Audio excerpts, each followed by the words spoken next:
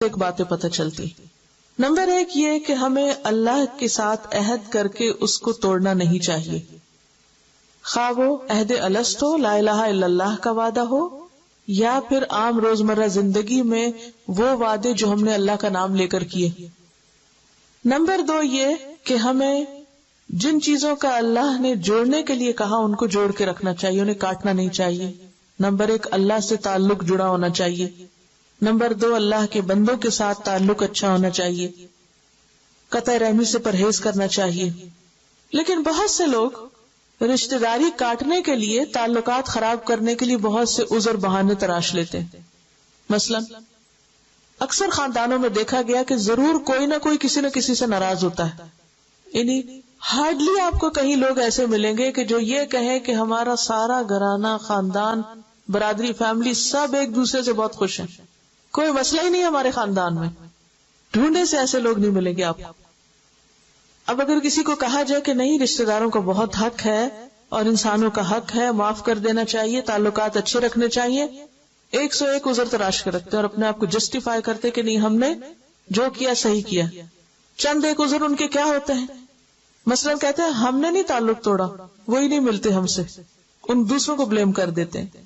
وہ ہمیں کبھی نہیں فون کرتے، ہم ہی ہر وقت کرتے رہے، ہم کیوں کریں، ہمیں کیا پڑی کہ ہم ہی جوڑیں، ہمیں نہیں ضرورت ان کی، ہم جی رہے ہیں، کھا رہے ہیں، اپنے آپ کو ہم چلا سکتے ہیں، ہمیں ان کی ضرورت ہی نہیں ہے. رشتہ داروں سے جوڑنا کسی ضرورت کے لیے نہیں ہوتا، یہ اللہ کا حکم ہے کہ ایسا کرو. پھر آپ دیکھیں کہ بعض اوقات بچوں کے رشتے ہوتے ہیں خاندان میں، کسی وجہ سے نہیں بنتی، کیا نتیجہ نکلتا ہے؟ بچوں کی لڑائی میں ماں باپ لڑ پڑتے ہیں، ہوتا نا، چاہے وہ کوئی شادی بیاہ ہو یا ویسے ہی. عام طور پہ آپ نے دیکھا ہوگا کہ جب بچے آپس میں لڑتے ہیں تو بڑے بھی لڑ پڑتے، وہ ان سے بڑھ کے بچے بن جاتے ہیں. جی ہاں، بڑوں کو بڑا ہی رہنا چاہیے. بڑا بننے کے لیے لمبا قد نہیں، زیادہ عمر نہیں، زیادہ مال نہیں، دل بڑا ہونا چاہیے. جب تک دل نہیں بڑا ہوتا اس وقت تک آپ بڑے نہیں بن سکتے. لکھ لیجیے یہ بات. بڑا وہ ہوتا ہے جس کا دل بڑا ہوتا ہے، وہ نہیں جس کا بینک بیلنس زیادہ ہو یا جس کا گھر بڑا ہو کئی ایکڑ میں، وہ بڑا انسان ہو گیا. نہیں، بڑا کون ہے؟ جس کا دل بڑا ہے. اور جس کا دل بڑا ہوتا ہے وہ سب کو معاف کر دیتا ہے، وہ سب کچھ اندر ڈال کے بھول جاتا ہے، بس ختم. پھر اسی طرح جائیداد کی تقسیم، اگر اس میں کوئی اونچ نیچ ہو جائے تو لوگ کیا کرتے ہیں؟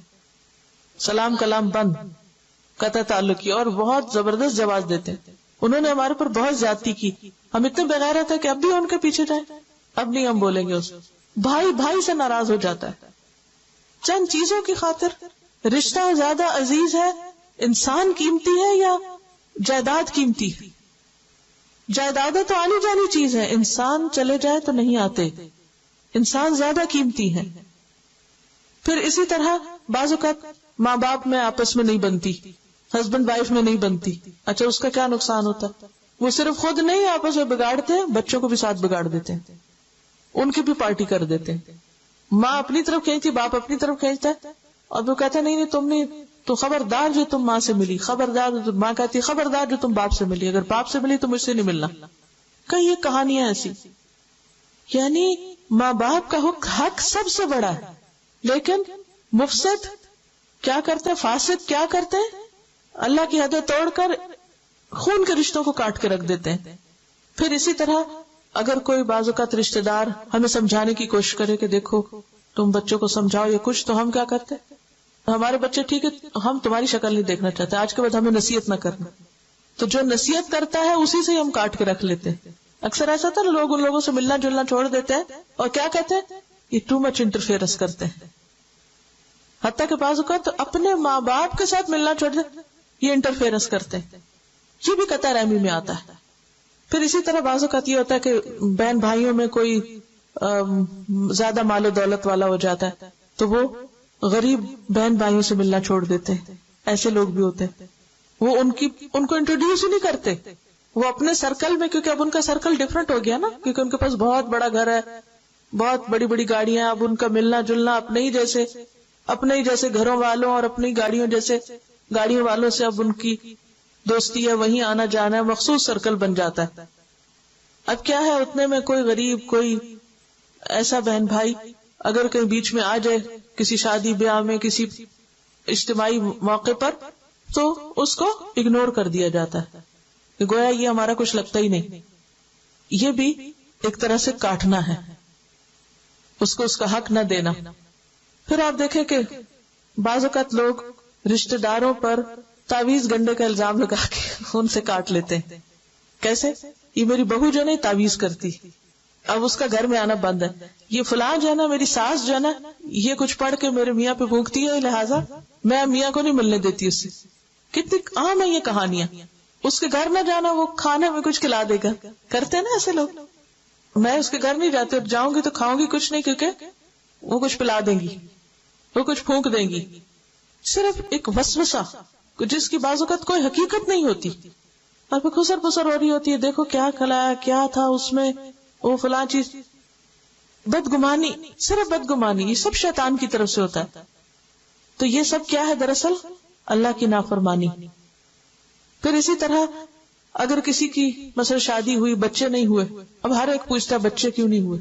اب ایسے لوگ کیا کرتے ہیں، سب سے ہی کٹ جاتے. وہ کہتے ہیں کسی سے ملنا ہی نہیں. جب ملیں گے تو وہ کہیں گے بچے کیوں نہیں ہوئے.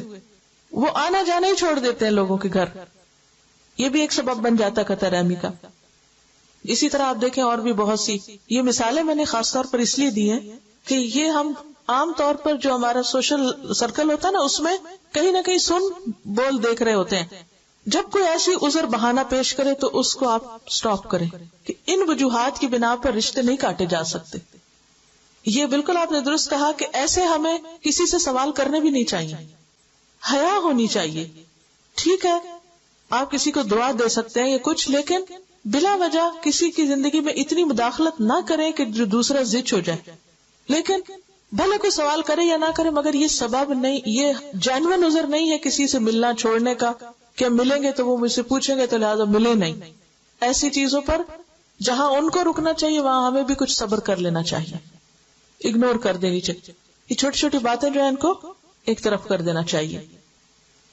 تو وَيَقْطَعُونَ مَا أَمَرَ اللَّهُ بِهِ أَن يُوصَلَ وَيُفْسِدُونَ فِي الْأَرْضِ، اور وہ زمین میں فساد پھیلاتے ہیں.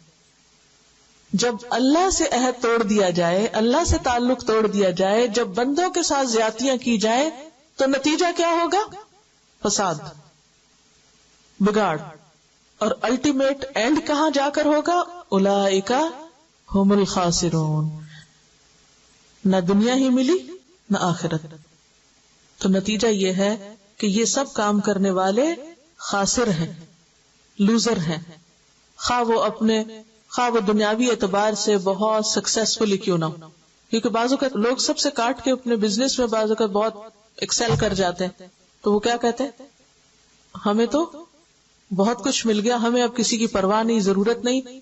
دنیا میں قارون کا خزانہ بھی کسی کو مل جائے تو بھی وہ اپنے آپ کو خوش قسمت نہ سمجھے اگر اس کی زندگی میں یہ گناہ شامل ہے کہ اس کا اللہ سے کوئی تعلق نہیں، اس کا رشتہ داروں سے معاملہ اچھا نہیں، اور وہ ہر ایک کے گھر میں فساد ڈال رہا ہے.